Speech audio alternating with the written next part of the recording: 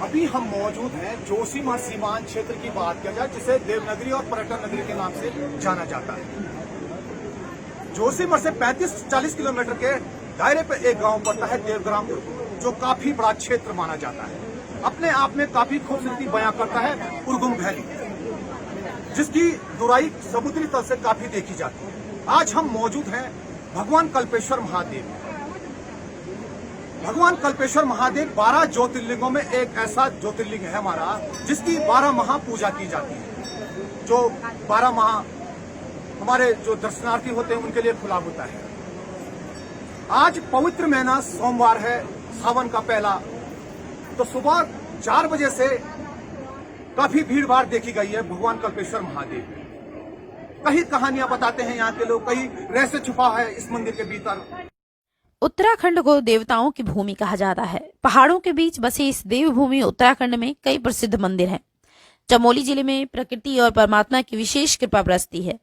भगवान महादेव के कई मंदिर इस जिले में विद्यमान हैं। अनादिनाथ कल्पेश्वर महादेव का मंदिर श्रद्धालुओं की आस्था का विशेष केंद्र है। यह उत्तराखंड के महत्वपूर्ण तीर्थ स्थलों में एक है। कल्पेश्वर मंदिर काफी ऊंचाई पर स्थित असीम प्राकृतिक सौंदर्य को अपने में समेटे हिमालय की पर्वत श्रृंखलाओं के मध्य में स्थित है, जिसके कपाट वर्ष भर खुले रहते हैं। यहाँ शिव के आशीर्वाद से निसंतान दंपतियों को भी संतान की प्राप्ति होती है। कल्पेश्वर महादेव मंदिर के समीप ही एक कुंड है, जिसे कलेवर कुंड कहते हैं। श्रद्धालु यहाँ के स्वच्छ जल को पीकर रोग से मुक्ति पाते हैं। कल्पेश्वर महादेव मंदिर में जाने के लिए 1 किलोमीटर का रास्ता एक गुफा से होकर तय करना पड़ता है। मंदिर पहुंचकर श्रद्धालु भगवान शिव की जटाओं की पूजा करते हैं। कल्पेश्वर के बारे में कई पौराणिक ग्रंथों में रोचक कथाएं भी वर्णित हैं। शिव पुराण के अनुसार ऋषि दुर्वासा ने इसी स्थान पर कल्प वृक्ष के नीचे बैठकर तपस्या की थी। तभी से इस स्थान को कल्पेश्वर कहा जाने लगा। अन्य कथा के अनुसार देवताओं ने असुरों के अत्याचारों से त्रस्त हो कल्प स्थल में ही नारायण स्तुति की और भगवान शिव के दर्शन कर अभय का वरदान प्राप्त किया था। उत्तराखंड के चमोली जिले में कई इलाकों में रोड की व्यवस्था नहीं है, जिसकी वजह से पैदल ही पहाड़ों में स्थित भगवान शिव के मंदिरों में दर्शन के लिए श्रद्धालु कई किलोमीटर पैदल चलकर पूजा करते हैं। चमोली से नवीन भंडारी की रिपोर्ट। प्रशासन यहाँ मंदिर में पहुंचा सर, कल्पेश्वर महादेव में क्या कहेंगे सर इसके बारे में आप?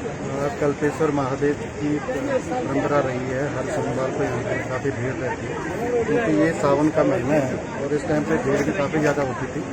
दूसरा, हमने क्योंकि अभी हरेला पर्व का सप्ताह चल रहा है, तो वृक्षारोपण का भी कार्यक्रम यहाँ पे रखा था, जिसमें काफ़ी जो उर्गम के लोग हैं उनने सहभागिता रखी और हम लोगों ने यहाँ पे लगभग 300-400 पौधों का रोपण किया। इस तरह से हमने भगवान कल्पेश्वर महादेव के दर्शन भी करे और साथ में वृक्षारोपण कार्यक्रम।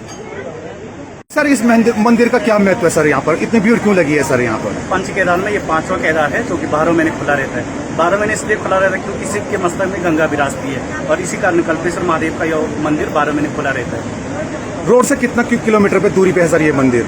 ये अभी वर्तमान में कल्पेश्वर मंदिर तक सड़क पहुंच के मात्र 100 मीटर की दूरी पे मंदिर स्थित है।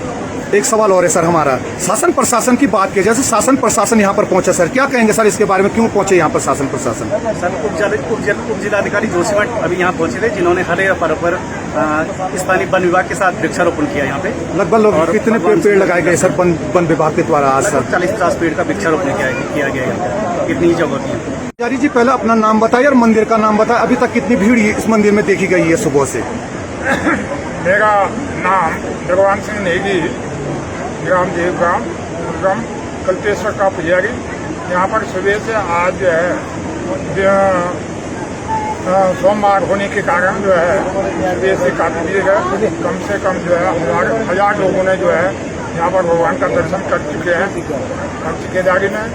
इस स्थान पर जो है सबसे ज़्यादा भीड़ आज देखी गई है और ये सावन के महीने का पहला सोमवार है।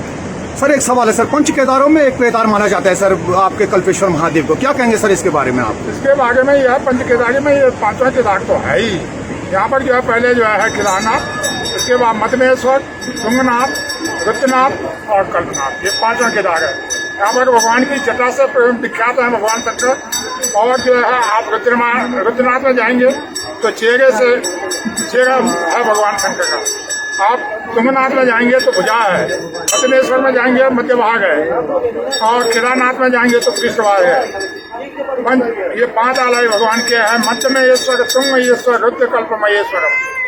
सर एक सवाल और है सर हमारा, सर ये भीड़ जो दिख रही है सर, क्या ये भीड़ भारों में ऐसी दिखने को मिलती है सर? नहीं, ये तो सोमवार और जैसे मतलब ये शिवरात्रि होती है और सावन के सोमवार, माघ के जितने भी सोमवार आते हैं उसमें ये भीड़ होती है। कि जो हमारे जो पंचम केदार के अंतर्गत भगवान कल्पेश्वर का जो ये मंदिर है, जो इसकी ऊंचाई है और केदारों से बिल्कुल कम है, और केदारों से, इसलिए यहाँ के कपाट कभी इनके बंद नहीं होते हैं, हमेशा खुले हुए हैं। और यहाँ पे जो यहाँ का जो है भोलेनाथ जी माता पार्वती को जो कथा श्रवण करवा रही है यहाँ पे, तो ये है कि यहाँ पे इंद्र को श्रापित किया गया था। दुर्वासा जी ने एक वनमाला अपने स्नेह प्रेम के कारण इंद्र को संप्रेम भेंट की, पर इंद्र को अभिमान और अभिमत में चूर होकर उन्होंने उस वनमाला का परित्याग किया, अपमान किया। इतने पे दुर्वासा जी क्रोधित हो गए और इंद्र को श्रापित कर दिया, बोला कि तुम कीट बन जाओ, मच्छर बन जाओ। तो इस स्थान पे फिर दोबारा जब सारी सृष्टि में श्रीहीन हो गया, तो बोला अब क्या करें, सब भगवान विष्णु के पास गए।